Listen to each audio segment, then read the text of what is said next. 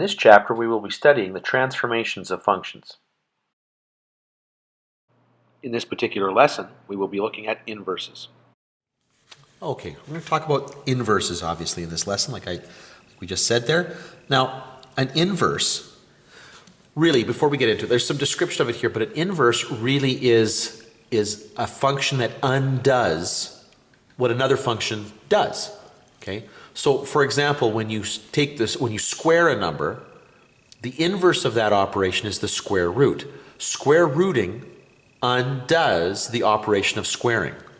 Okay, when you take the sine of an angle, okay, for example, the sine of 30 degrees is a half.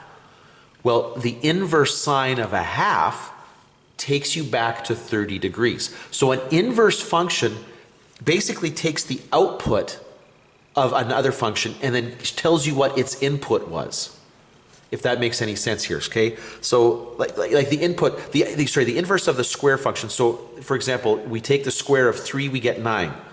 Okay, so the output is 9 here. The inverse function takes that output and tells you what the input was. It undoes that. Now there are two ways of denoting that, and here we'll zoom in on this. You can use f to the negative 1 of x, or x equals f of y. So notice what happens here is the function, the inverse here, takes the output of the original and spits out the input. Okay, which is exactly what we were saying before here. Now I got to talk about this a little bit here. This notation is important. That when you raise something to the negative 1, that typically means a reciprocal. However, in this case here, and this is one of the beautiful things about function notation, is that there are two parts, okay? There are two parts to this variable here. If we wanted the reciprocal, if I actually intended the reciprocal, I would have to put brackets around the whole thing, and that would cause me to flip this and make the reciprocal function here. But when I put the negative 1 as an exponent on just the f, what this is asking me to do is to basically to flip the rule, okay, to take the opposite of the original rule as it applies to x. Now in this particular case here, the fallout of this is that what you get here is the inverse function is actually a reflection. It's a form of reflection. We take the original function and reflect it over the line y equals x. And I'll show you what we mean by that in just a few minutes here. Okay, but it could be considered a reflection here. To get that reflection, or to get that image here, what I was saying before, when the inverse takes the output of the original and tells you what the input was, to get that algebraically, what we do here is we switch the variables, okay, the coordinates here. So the x and the y switch positions, and that is actually what causes this reflection here. So what we do is we start with the original function y equals f of x, and we interchange the x and the y. So let's zoom in on this. We switch the x and the y, and the result can either be written as y equals the inverse of f of x, or you can just simply write it as x equals f of y, because that tells us that we flipped them. And so the result here is that we're, again, on our image point here, just our x and our y coordinates have flipped. So what this means is that the properties, okay, the properties, the things that we associate with the domain now become the things that we associate with the range, and vice versa. So x and y intercepts are going to swap. Okay, domain and range is going to swap. These properties are going to switch positions here. Now let's just think about this. Where would my invariant points be? Okay, well my invariant points, and I know it says it above here, but the invariant points are on the line where y, whoops, sorry, you didn't see that at all. The invariant points are on the line y equals x, because the x and the y coordinates are identical there. If I go and I switch x and y, well, if this is 1 comma 1, what difference does it make? It makes no difference at all. That kind of a point is going to stay invariant. So anything on that line, y equals x, is going to remain the same. All right, so now, just before we start doing some questions here, notice that really what we're going to do here to determine the inverse of a function is we're going to swap x and y, and then we typically solve for y. That is our go-to. Because when we do math here, it's almost always y equals some function of x, and that's what we're going to be looking for here in just a couple seconds. Graph the inverse of the following. Okay, so in this question right here, we're being asked to graph the inverse. Remember that this means a reflection over the line y equals x. Now that is actually kind of hard to just graph. It's easier to think about the coordinates of these points switching here. Now, I can tell right now that anytime that graph crosses the line y equals x, that point right there is going to be invariant. That point will stay right there. But now let's grab a couple other points that we might be able to use here. For example, notice that it goes to the point negative 1, 1. Okay, so when you flip the coordinates of that point here, negative 1, 1, you're going to get the point 1, negative 1. So that point right there is going to swap and become this one. This point up here, 0, comma 4, okay, is going to become the point 4, comma 0. It's going to switch over here, just like this one swapped over there here. Let's grab another one down here, maybe something that is going to be easy here. This point right here looks like, what is that, negative 3, comma negative 5 is going to become the point negative 5, negative 3. So that point's going to flip over here. And now I've got enough points I can connect the dots here. And that is what the inverse of that original function is going to look like. Graph the inverse of the following. Once again, graphing the inverse of this thing is probably going to be most easily done by simply grabbing a handful of points here and inverting their coordinates. So right here, the vertex there is the point 0, comma 3. It is going to become the point 3, comma 0. So that's going to swap over and become right there. Now I'm going to grab a couple other points here. And there are a lot of nice clean lattice points here. So I'll just grab a couple here. I'll grab those two. So this is the point here, 2, 5. Okay, the point 2, 5 is going to become the point 5, 2. It's going to become that point right there. This point right here is the point negative 2, 5 is going to become the point 5, negative 2. Okay, and now the way this one works here is this one starts at this vertex point and goes upward in both directions. So, and when I say upward, like in the positive y direction. So when you flip this thing, I'm going to get this little v here that opens up in the positive x direction. So it's going to open up like this, and this one's going to open up like this. Okay? Now, this gives us an opportunity to actually talk about some properties here real quick. Notice that in this case here, the domain, and I'll write this up here, the domain of this original function was going to be all reals, and its range was going to be greater than or equal to positive 3. Now, look at the inverse here. Its domain is where x is greater than or equal to positive 3, and its range is all reals. Notice that these qualities, or properties of the graph, have simply swapped positions. Given f of x is equal to 2/3 x plus 3, state the equation of the inverse, the domain and range of the inverse, whether or not the inverse is a function, and the coordinates of any invariant points. All right, this question's a lot going on here. Okay, first of all, we've got this y equals 2/3 x plus 3. We're going to state the equation of the inverse. Okay, so we start with y equals 2/3 x plus 3. We need to state the equation of the inverse. That is going to be x equals 2/3 y plus 3. Boom, there it is. That's the inverse. Yeah, okay, but we never do it like that. We actually never leave it like this. We usually solve for y here. So the first thing I'm going to do is bring that 3 over. So x minus 3 is equal to 2/3 y. And now I'm going to multiply by 3 and divide by 2. So this is going to become 3x minus 3 equals 2y. And I'm going to divide by 2. So 3 halves x minus 3 halves is equal to... Oh, sorry. Why on earth did I not do that completely? 9. And this will become 9 halves equals y. And so that's really what this question is looking for.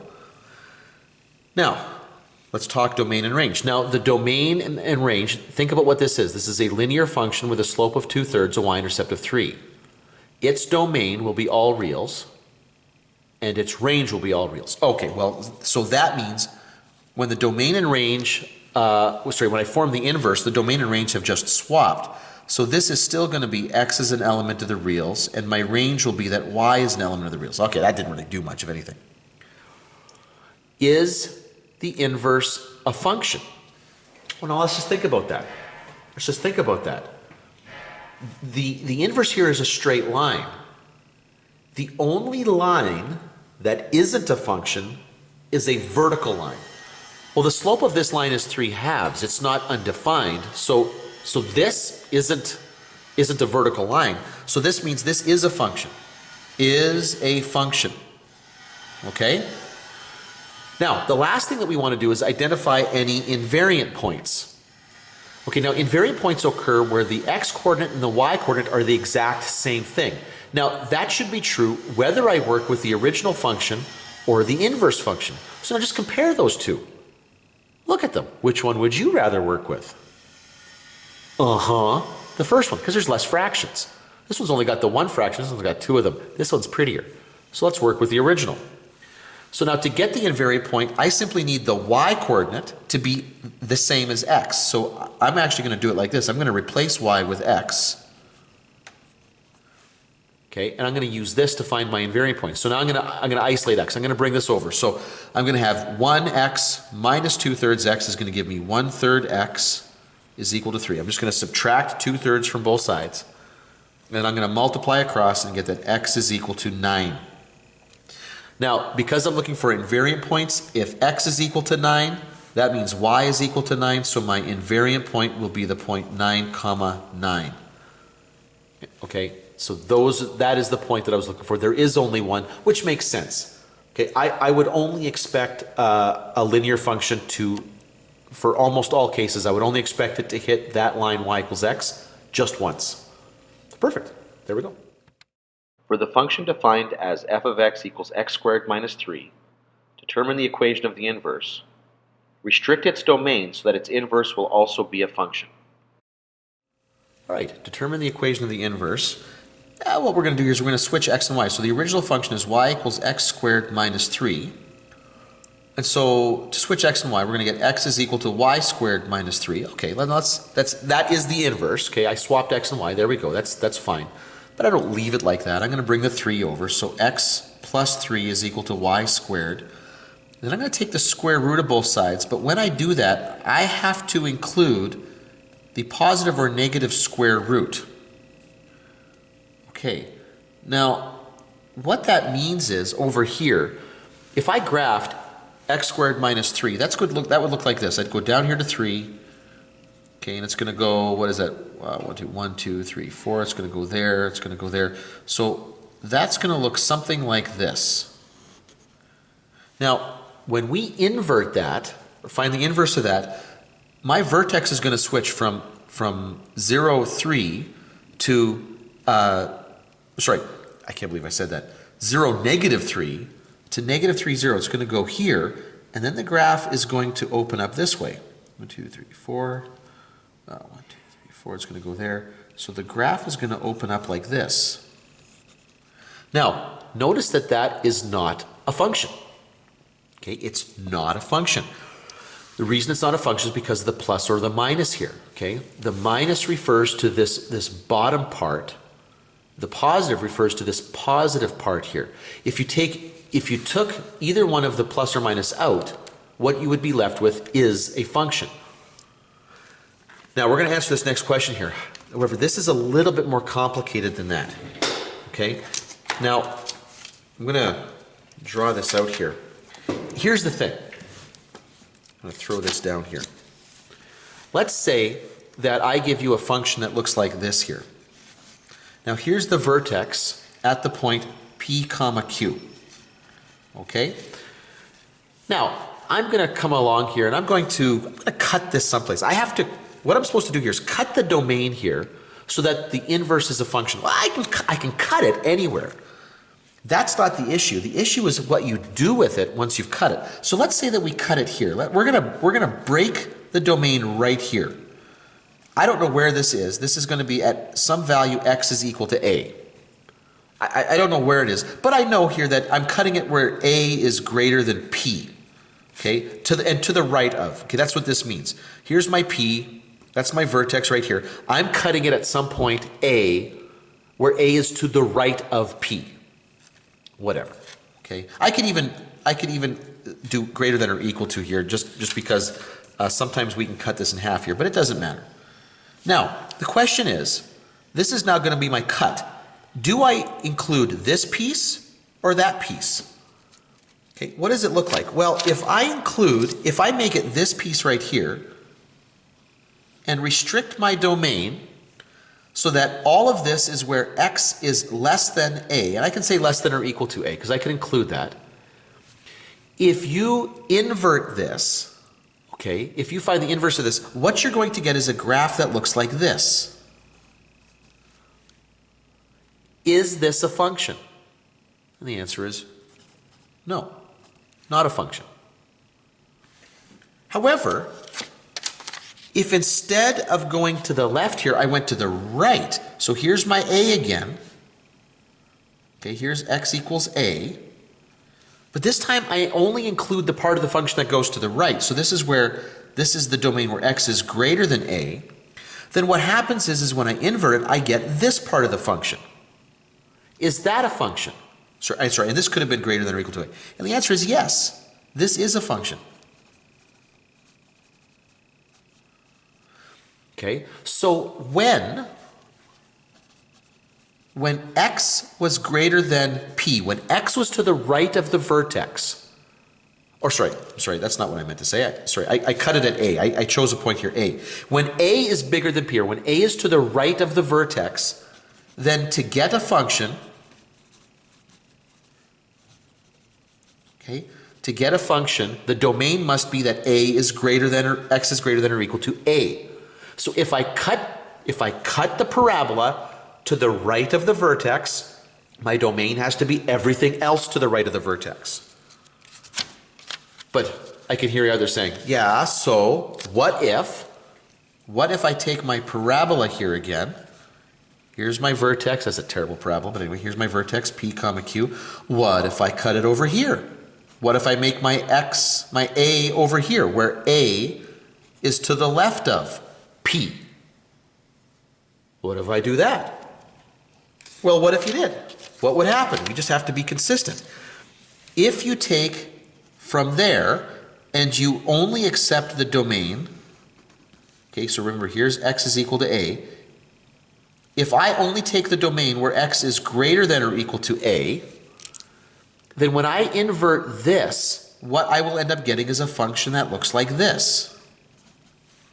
Or I shouldn't say a function. Is this a function? And the answer is no, this is not a function. So if I cut the domain to the left of the vertex, but then take everything to the right, I'm not going to get a function. However, if I take that same parabola and where I cut it, and take this part right here, so remember this is where x is equal to a, but now I take the part of the graph less than or equal to a. When you invert that, you're going to get a function that does this, and this is a function.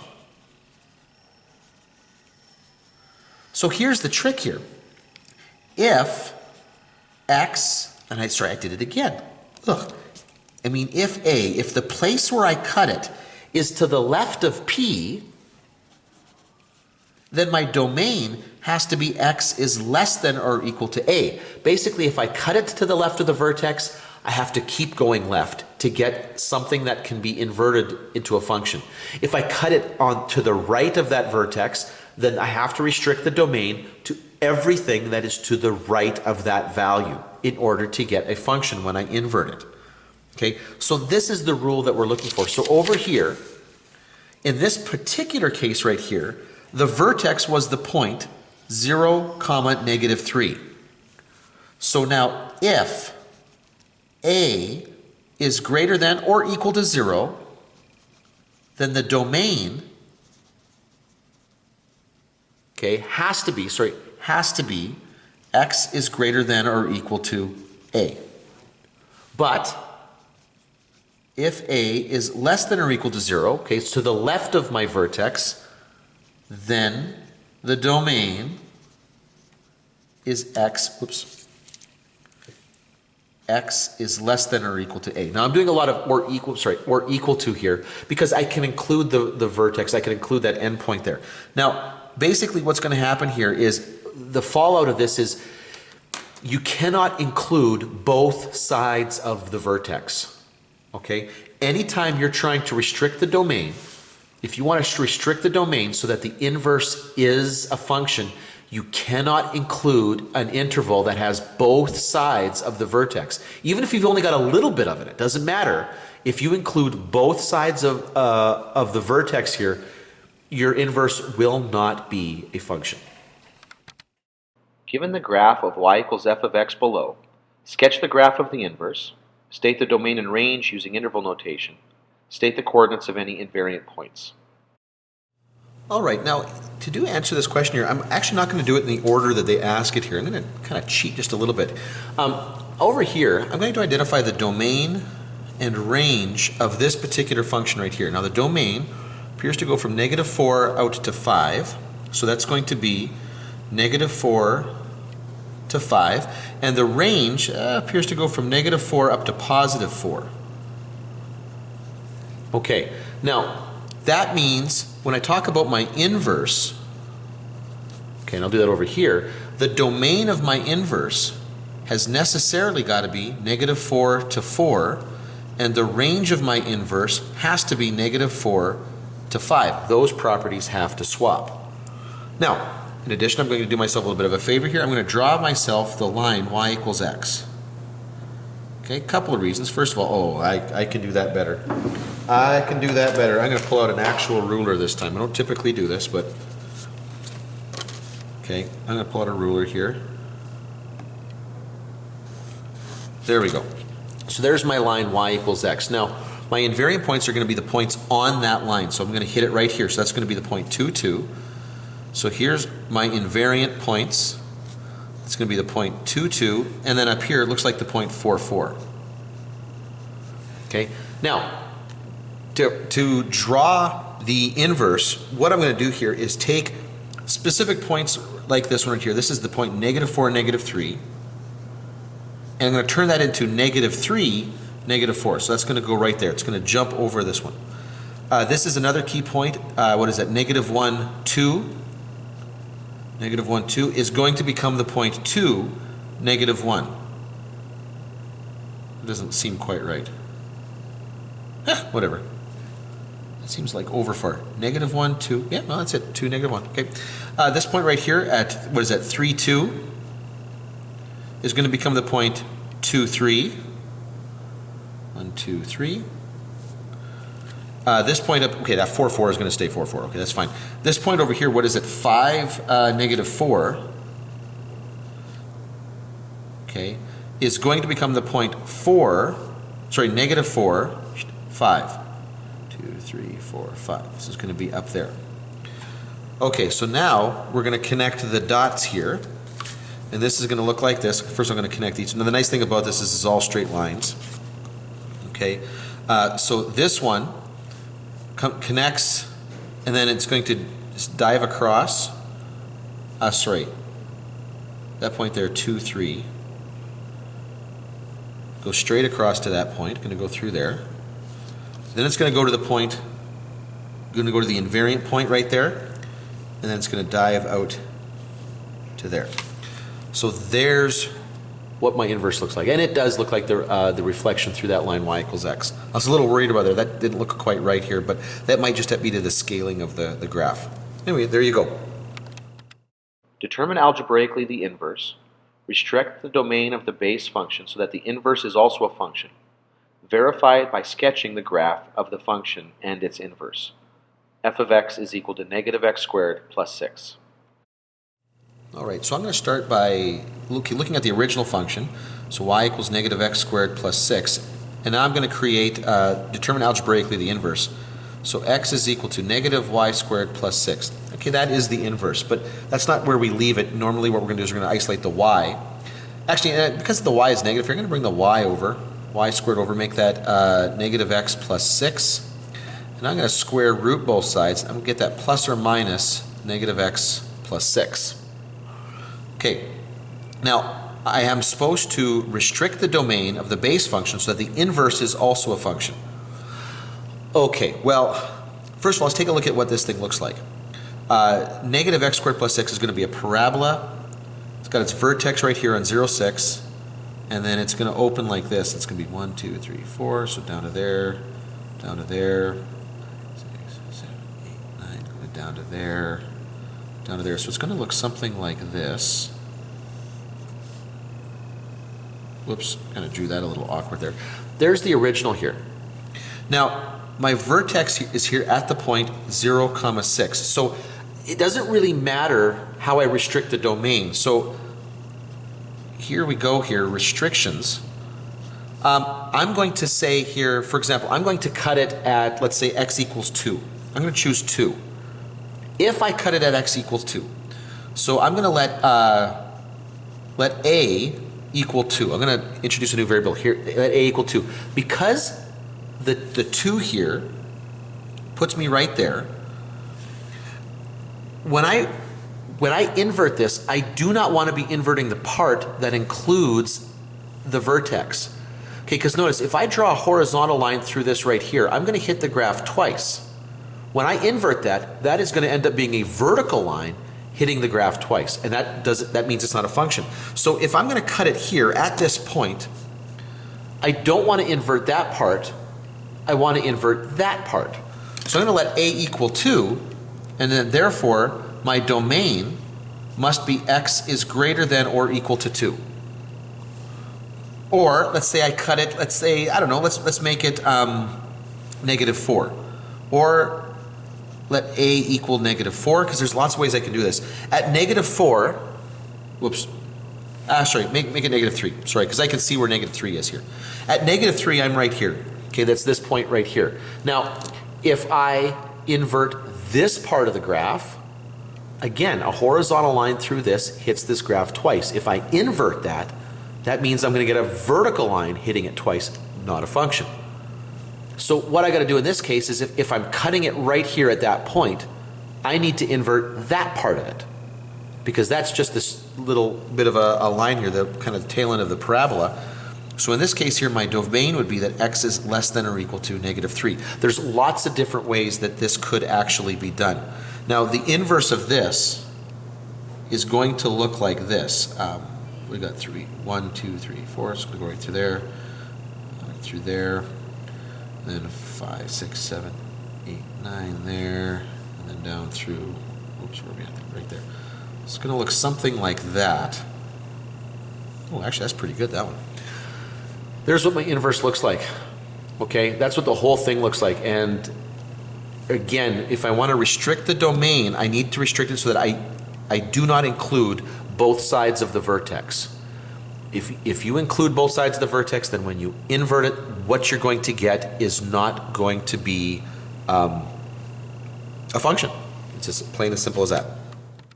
The graph of the function y equals f of x is shown in the diagram below. Which of the following represents the inverse of f of x?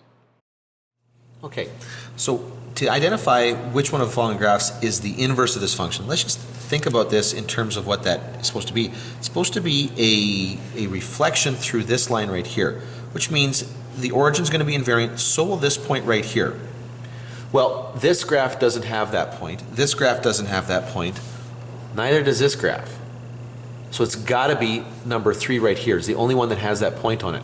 Now, another way to think about it here is, watch this. This thing moves, it moves backwards in terms of the x. Okay, it moves negatively in x and negatively in y, which means the reciprocal has got to move negatively in x and negatively in y. You just swap those two, but they're basically the same.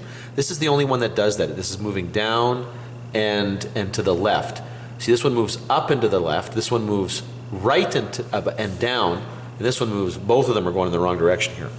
This is the only one that accurately or adequately switches both the properties horizontally and vertically.